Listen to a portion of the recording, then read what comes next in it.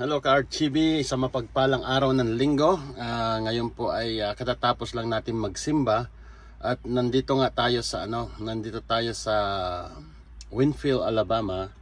Kung maaalala nyo po mga ka-RTB, tayo po ay inabutan ng kasi nagkaroon tayo ng malfunction, nagkaroon ng in and out yung check engine natin kay Pedring. So sa madaling salita, ako kasi hindi ko ini-ignore yung mga ganong bagay at hindi rin ako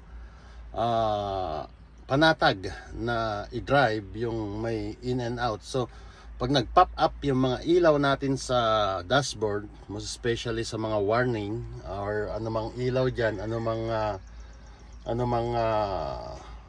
component, yung ilaw or anumang rason, kailangan ay bigyan natin ng pansin.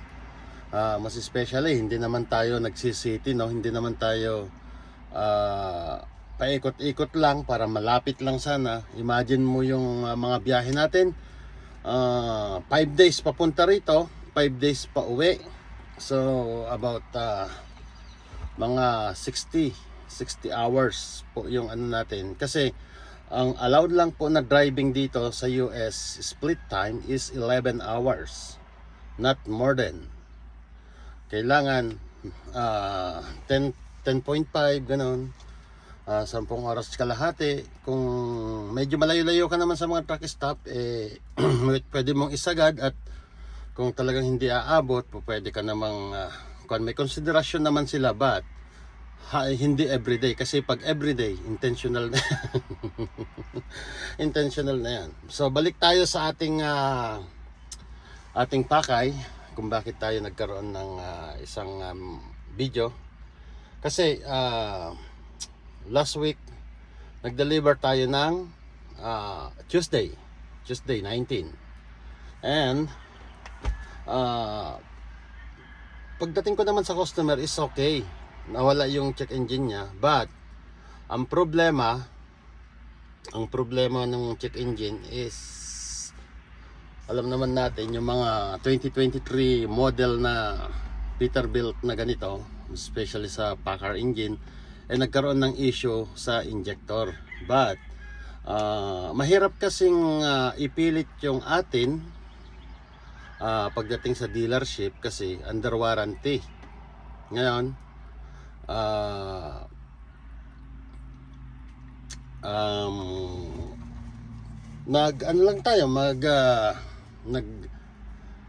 re-relay lang tayo kung ano yung sasabihin nila, kung ano yung ginawa nila. So on record yung mga ganon. And then eto nga, way back last week, medyo nag-ano na siya, hindi lang yung check engine ang nag-pop up, but nag-extend na rin siya ng cranky, yung sa starter. Yung normal na like 1 to 3 seconds start na siya, naging 5, 6, mga ganon. But still okay, nag-i-start siya. Pero ang magiging maapektuhan kasi doon pag hindi inignore natin yung ganon, yung starter natin baka naman bumigay. Kasi yung mga starter ng truck dito, may mga certain time na magta-time out yan Pag nag-overheat yung starter mo, mag-aantay ka ng mga 5 minutes, cool down siya para mag-cool down. So ngayon, tinawagan ko yung Peterbilt Atlanta, at sinabi ko yung aking problema. So kinuha nila yung aking details, and then ayun nga, yung sabi nila on record na ganun nga ang issue. So alam mo, alam nyo dito sa Amerika, mahal ang magpagawa. Hindi naman siya mahal, pero quality. I mean, kung ano yung sasabihin nila, sinusunod. Unlike sa Canada, na kahit i-report nung chief mechanic or yung workshop manager, hindi pa rin na-approvean ng engineering department yung request nila. Bagkos sasabihin nila ganito, gumamit ng mga ganitong formula, pang flashing, pang cleaning, pang ano. So ano tayo ng ganon, sa madaling salita, ano tayo ng dumaan tayo sa ganong ganong sistema, no. And then eto nga nung Miyerkules at Huwebes, ayun na, nandito lahat sa papel yung nandito lahat sa papel yung record. So kahit may kahabaan, talagang pinagtiyagaan kong basahin yung step by step kung ano yung ginawa nila. And ayun na nga, binaklas nila yung left side ko, pati yung computer box, lahat yan, kasi hindi nila matatanggal yung mga injector pag hindi nila tinanggal yung top. At the same time, ang ginawa nila, sinone up na rin, kasi naka 400,000 miles na tayo. It's almost 600 plus kilometer, 600,000 kilometer. But still okay naman. Malalayo lang talaga yung tinatakbo niya. And then binisita ko siya nung Wednesday afternoon. So nakita ko nga, kunyari, kasi bawal ang tao doon, bawal pumasok doon sa loob ng kanilang workshop. But kung anong purpose mo, sasabihin mo lang, kukuha ka ng gamit mo, kukuha ka ng damit mo. Ang purpose ko noon para tignan. So nakita ko nga guys na talagang tanggal yung starter ko, tanggal yung sa computer box niya, naka-separate yung steering fluid ko, natanggal doon sa kanyang base. And then yung aking air filter, tanggal din sa kanyang taas, saka yung valve cover, tanggal din. So doon okay na ako. Kasi ang laging nasa isip ko, yung pagdating sa Canada, kasi minsan hindi nila tinatanggal yung nililinis lang talaga nila. Ngayon sabi sa akin nung Miyerkules, sabi niya, gagawin namin lahat ng abot ng aming makakaya, kasi parang bisita tayo ba.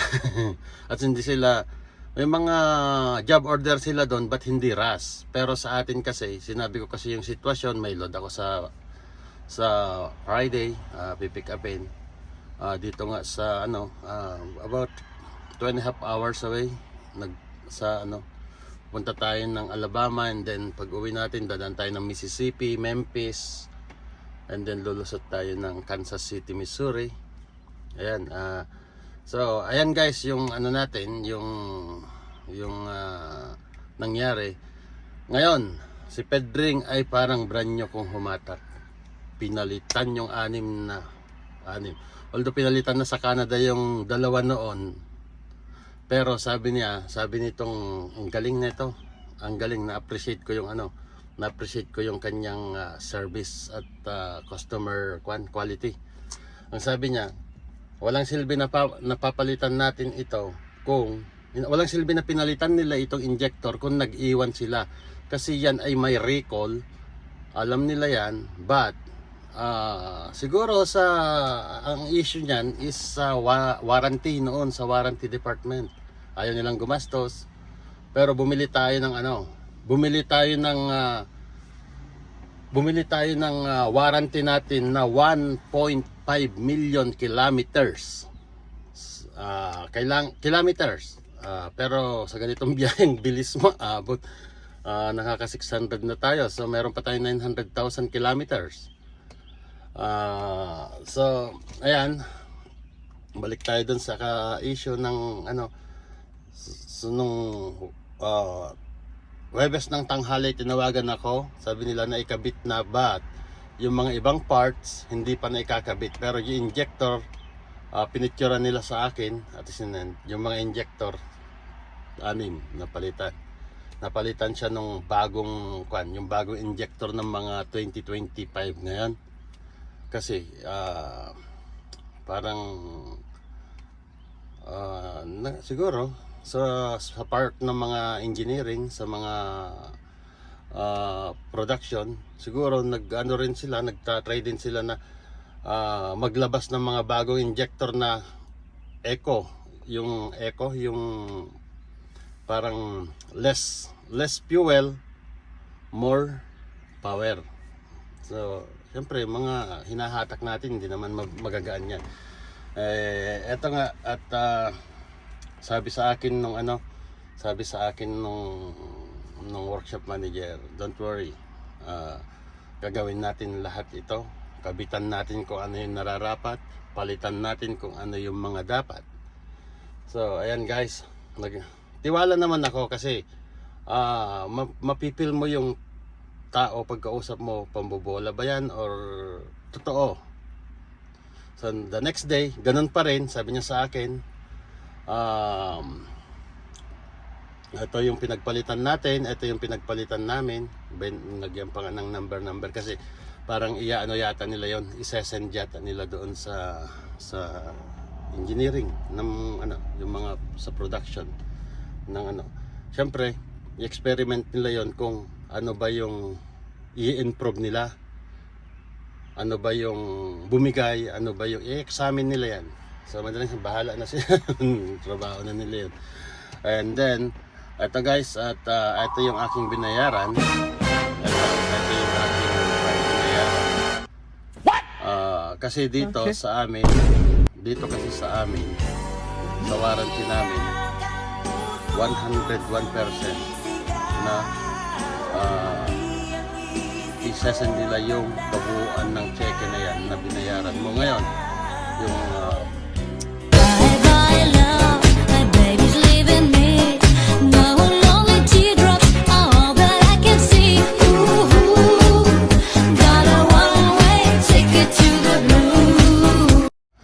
okay naman. Ngayon, si Pedring, napakagandang humila, napaka-smooth, napakalakas. At alam nyo yung aking fuel average ngayon. Dati kahit kahit sa MT ako, hindi ako umaabot ng ng 14. From doon sa Georgia hanggang dito, 12.9 sa 65 miles per hour. So hindi siya nagbago, naka-cross control ako, naka 65 ako, lang takbong pogi. So ayun guys, at ayun ang natin, yun ang naging agenda natin last week. Pero pati yung natin yung pick up natin, kasi Friday ngayon hindi natapos yung hindi natapos yung product nila, may hinahabol sila. And then kinontak ko yung ating dispatch. So alam mo, hindi tayo pwedeng makipag-usap or what, i-report mo sa ating dispatcher ng buong detalyado at siya na ang bahala. Ngayon, meron kaming isang load na pipick upin sana sa south ng Memphis kahapon, Sabado. But ang sabi nitong si Pogi dito, kasi kailangan yan, yung load na yan, na madala doon sa Surrey, dyan sa Canada. Babalik din tayo sa IEM product yung natin. IEM tools naman yung ibabalik natin. IEM product and then IEM parts naman yung ibabalik natin. So maganda kasi yung IEM namin, yung customer namin na yan, nagbibigay sila, binabalik na yung 30%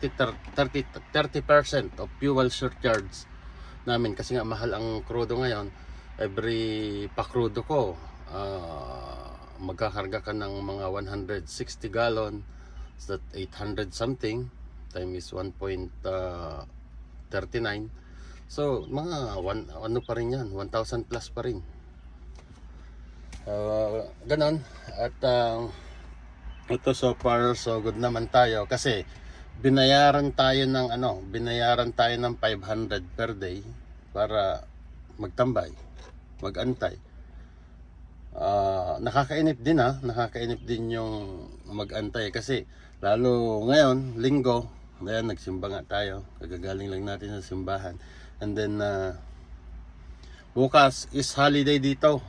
Memorial Day, Veterans. Oh, okay lang, okay naman sana. Kaso lang, ang problema ko dito is humid. Ba't mahangin? Pero, para ako nasa Pilipinas, humid ba? Yung malagkit. Kahit kaliligo lang. Ano lang.